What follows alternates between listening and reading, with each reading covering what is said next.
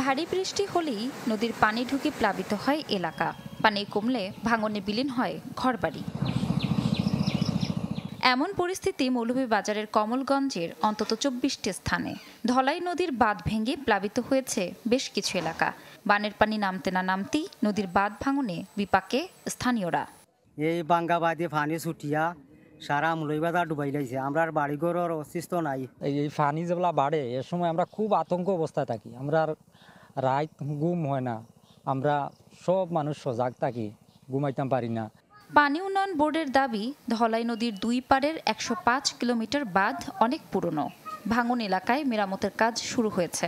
প্রকল্পটির DPP মূল্য প্রায় ৫৩০ কোটি টাকা এই মুহূর্তে আমরা প্রস্তুত করেছি। তাতে একটি স্থায়ী বাঁধ এবং আরও চওড়া এবং উঁচু করে অধিগ্রহণের মাধ্যমে আমরা বাঁধ তৈরি করতে চাচ্ছি। 100% কপার কন্ডেন্সারে তৈরি ভিশন ফ্রিজ, তাই গুণে মানে অটুট থাকে বছরের পর বছর। অন্যদিকে টানা বর্ষণে হবিগঞ্জের চুনারুঘাট উপজেলার সাতছড়ির রঘুনন্দন পাহাড়ে ধস দেখা দিয়েছে। এতে আতঙ্কে ত্রিপুরা পল্লীর অনেক পরিবার এরই মধ্যে সরে গেছে, বাকিরা রয়েছে ঝুঁকিতে। আমরা রাস্তা আসলেই যাচ্ছি, তো রাস্তা এখন ভেঙে গেছে, আমরা জঙ্গল দিয়ে আসতেছি। আর কয়েকদিন পরে আমরা জঙ্গল দিয়েও আসতে পারতাম না। পাহাড়ি ঢেউয়ে আমাদের গ্রামটা ভাঙতে ভাঙতে একেবারে আমার ঘরবাড়ি সবই নিয়ে যাচ্ছে। এখন আমরা কিভাবে এখানে বসবাস করি, আমরা যাব কোথায়? উপজেলা প্রশাসনের দাবি, বড় দুর্ঘটনা এড়াতে কাজ করছেন তারা।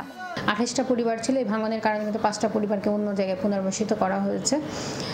এটা আসলে পাহাড়ি যখন ঢল আসে তখনই ভাঙনটা হয়। হয়তো আমাদের ঊর্ধ্বতন কর্তৃপক্ষকে লিখব, যদি কোনো টেকনিক্যাল এক্সপার্ট এসে দেখতে পারে যে এখানে ভাঙনটা কিভাবে রোধ করা যায়।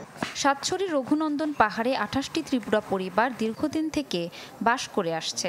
এরই মধ্যে 5টি পরিবার নিরাপদ আশ্রয়ে অন্যত্র সরে গেছে। ইপসিতা জামান, চ্যানেল 24।